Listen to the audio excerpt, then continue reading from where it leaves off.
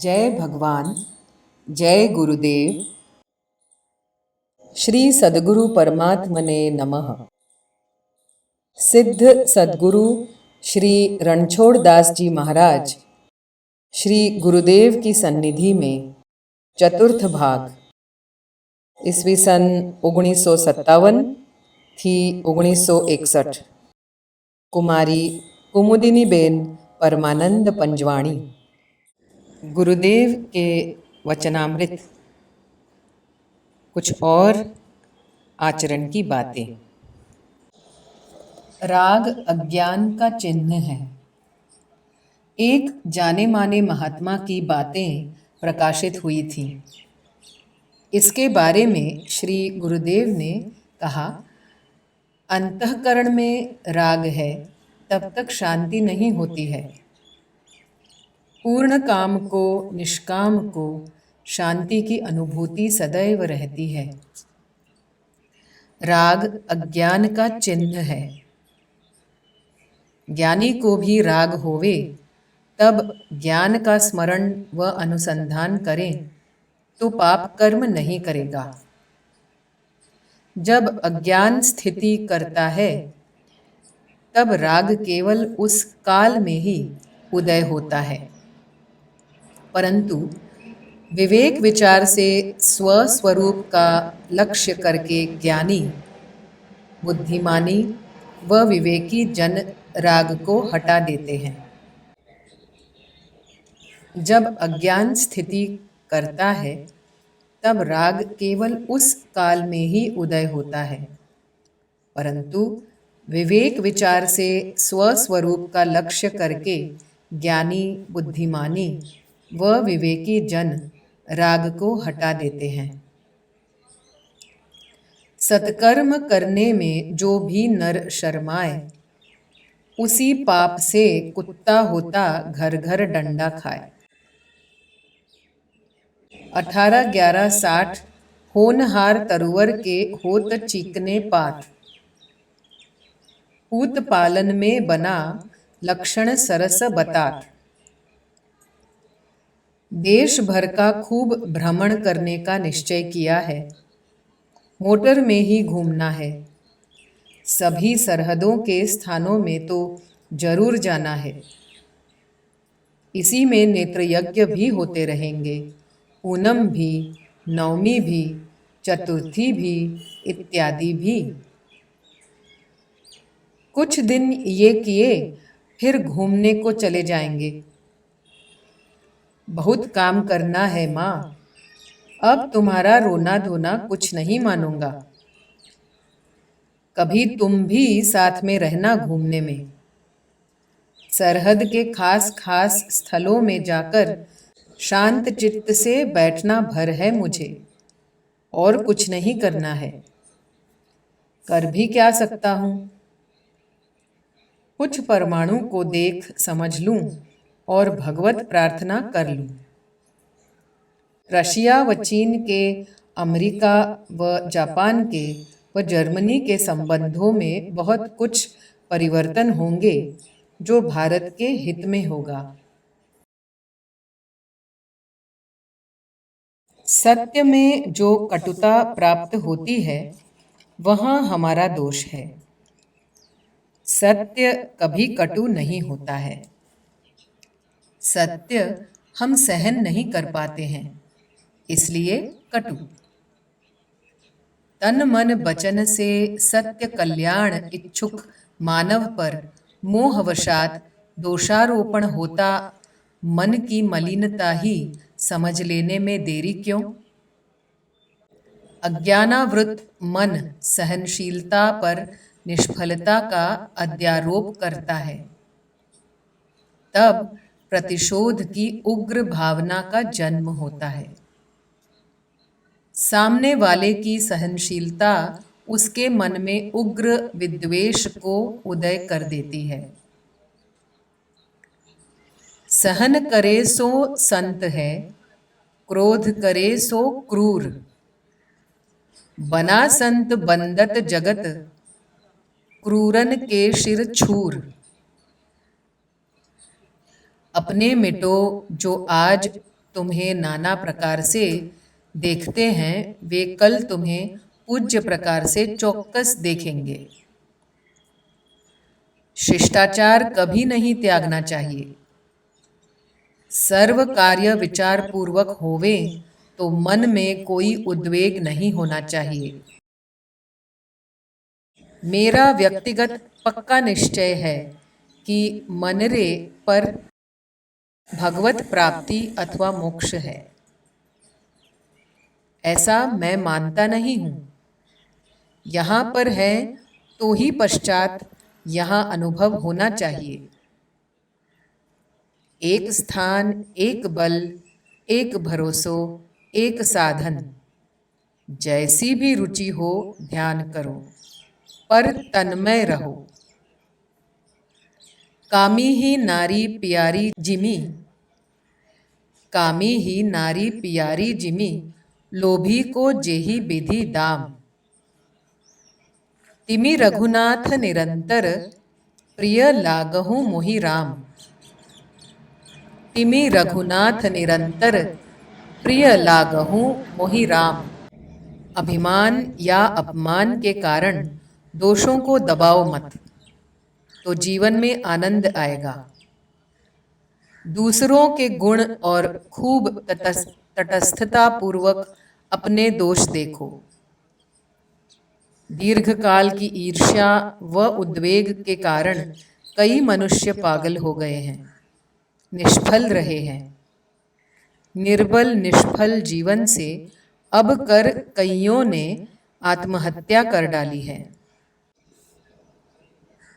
क्रोध, क्रोध के वश मत होना, परंतु क्रोध को अपने वश में करने का पुरुषार्थ सतत जागृति के साथ करो, वरना परिणाम इतना विपरीत आ जाएगा कि जीवन ही व्यर्थ बन जाएगा। इतना क्रोध अच्छा नहीं है। फिर भजन मार्ग में तो क्रोध का होना सर्वथा निंदनीय है।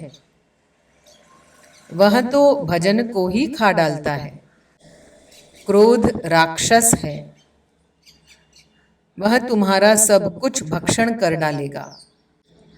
क्रोध तुम्हें पथभ्रष्ट ध्येयच्युत कर डालेगा। मैं स्पष्ट कहता हूं, तुम सावधान हो जाओ। क्रोध के वश सारा सद्गुण धूल में मिला रहे हो। विचार सागर के भगत व प्रशंसक ने मेरे से प्रश्न किया, जगत कुछ है ही नहीं, केवल भ्रम है। मैंने कहा कि मैं तो जानता हूं कि जगत है, बाकी भ्रम है। मेरी उल्टी भाषा, सर्प सत्य नहीं होता तो रज्जू संपर्क का दृष्टांत ब्रह्म को द्वैत सिद्ध करता है। रज्जू स्थान कौन? मुक्ति एक दूसरी वस्तु है, चेतन तत्व का नाश नहीं। जीव रहता है पर भगवान में।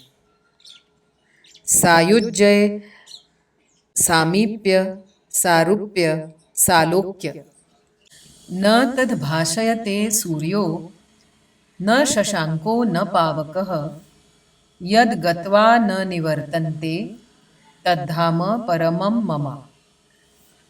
बराबर है, उस धाम का एक ब्रह्मांड एक रोम है, पर वह धाम इनसे बहुत परे है।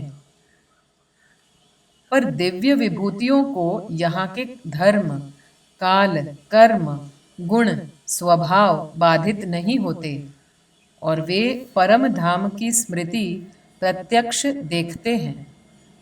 गीध देह तज धरी हरि रूपा।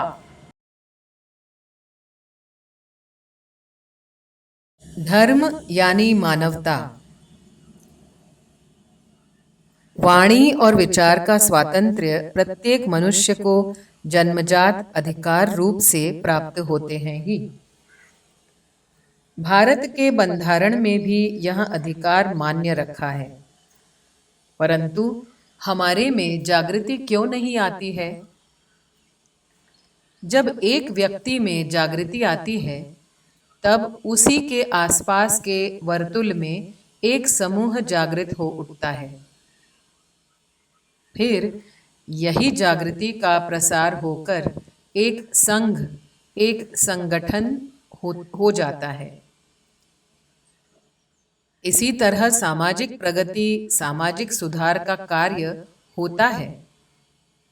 वह तब तक पनपता है जब तक उसमें सच्ची भावना, प्रेम, ठोस प्रामाणिकता व नीति रहती है।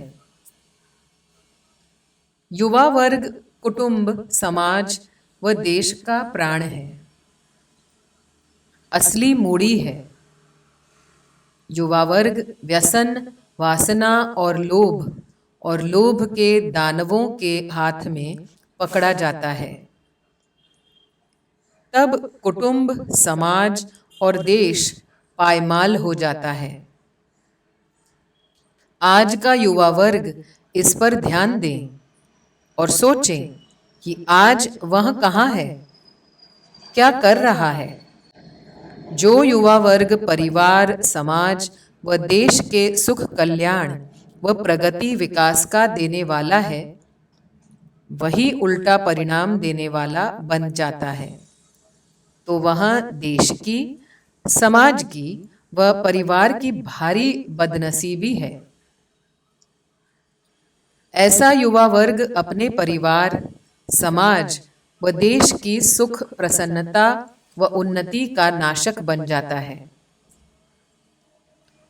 युवकों के दिल, दिमाग व मन, भावनाओं का आमूल परिवर्तन करना समाज हित चिंतकों व धर्मोपदेशकों का प्रथम कर्तव्य है। आज धर्म क्या है, यह पहले समझो और सबको समझाओ। धर्म कोई चोगा नहीं है, माला तिलक नहीं है, कंठी या भभूति नहीं है। धर्म है मानवता, धर्म है हृदय की शुद्धि, धर्म है मन को मानवता से भरना। मनुष्य क्या है, क्योंकि मनुष्य में ही मन होता है। पशु में मन नहीं होता। मन वाला है वही मनुष्य है। मन में मानवता होवे वही मनुष्य होता है। मानवता विहीन मन वाला दानव या पशु होता है, मानव कदापि नहीं। खूब सोचो और समझो हम क्या हैं। धर्म यानी मानवता।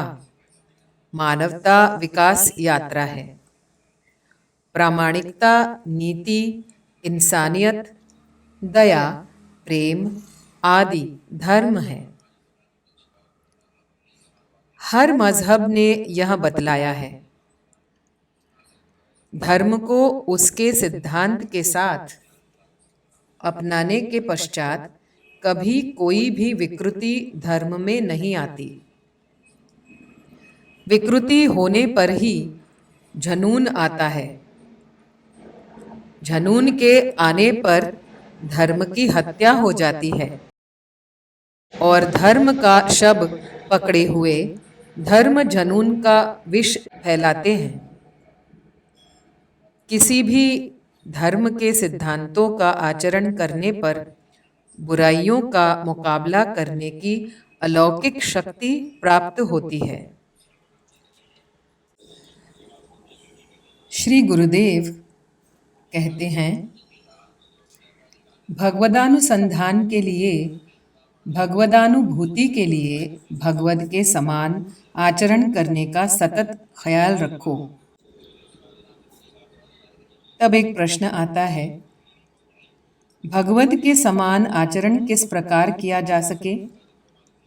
भगवान तो सर्वज्ञ, सर्वांतर्यामी हैं। वो तो सबके मन को जानता है। हम तो जान नहीं पाते हैं, सबको समझ नहीं पाते हैं। फिर सबका आचरण भी तो विचित्र होता है। पूज्य श्री इस पर प्रकाश डालते हैं। सबके आचरण जैसे भी हों, उससे तुम्हें क्या निस्बत है? जो जैसा करेगा वो वैसा भरेगा। फिर यह न्याय व दंड का अधिकार तो केवल भगवान का ही है। तब सबके आचरण का विचार, चर्चा, न्याय या दंड आदि कुछ भी करना यह अनाधिकार नहीं है। मैं कहता हूँ कि आध्यात्मिक साधना में आगे बढ़ना हो तो यहाँ अनाधिकार चेष्टाएं बिल्कुल छोड़ देना पड़ेगी। जब तक यह चेष्टा रहेगी तब तक साधना में कोई प्रगति नहीं होगी। यह ध्रुव है। सामाजिक शासकीय अधिकारियों को न्याय व दंडाधिकार हैं। ये लोग जब न्याय व दंडाधिकार का यथेष्ट उचित उपयोग नहीं करते हैं, तब समाज व राष्ट्र में भ्रष्टाचार, भय, हत्याएं आदि बढ़ जाते हैं और सुरक्षा, सुव्यवस्था, सुशान आदि का नाश हो जाता है। अच्छा, भगवत के समान आचरण करने का तात्पर्य यह कि भगवान के चरित्र लीला का सतत स्मरण रखते हुए भगवान की आज्ञाओं का पालन करते रहना। भगवान के मित्र के साथ कैसा आचरण किया है, माता पिता के साथ कैसा किया है, समाज में कैसा आदर्श स्थापित किया है, राजा का आदर्श कैसा रखा है, निंदक के सामने क्या किया है, दुश्मनों को भी मित्र बनाया है, इत्यादि पर मनन करके भगवान के समान आचरण प्रयत्नपूर्वक करना, तो भगवद तत्वानुसंधान पक्का होता जाएगा। जितना पक्का होगा उतना भगवदानुभव प्राप्त होगा। जीते जी अपने में ही यह अनुभूति होती है। शुभ विचारों को सच्चे रखो। सन्मार्ग की और उनका आचरण करके ही आगे बढ़ पाओगे। दूसरा कोई उपाय है ही नहीं। इस पर दृढ़ निष्ठा के साथ दृढ़ निश्चय रखोगे तो ही शुभाचरण में स्थिर रह पाओगे। हृदय का मोहांधकार विवेक पूर्ण भक्ति से ही नष्ट होता है। और भी समझना है, सर्व प्राणियों में भगवत स्वरूप देख के विरोध न कर आत्मरति प्रीति करना ही भक्ति है। शांडिल्य मत है। सियाराम मय जब जग जानी, करौं प्रणाम जोरी जुग पानी। श्री रामचंद्राय नमः। श्री पतित पावन चरण कमलेभ्यो नमः। श्री सद्गुरु परमात्मने नमः।